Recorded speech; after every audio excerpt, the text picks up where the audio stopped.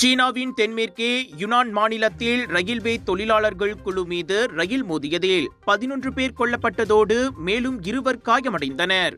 சீனாவின் தென்மேற்கு நகரமான குன்மிங்கில் லுவோயாங் நகரில் இன்று அதிகாலையில் நிலநடுக்கத்தை கண்டறிதல் கருவிகளை சோதித்து பார்த்த ரயில் லுவோயாங் நகரின் ரயில் நிலையத்தில் வளைந்த தண்டவாளத்தில் இருந்த தொழிலாளர்கள் மீது மோதியதாக அதிகாரிகள் தெரிவித்தனர். காயமடைந்தவர்கள் மருத்துவமனையில் சிகிச்சை பெற்று வருகின்றனர்.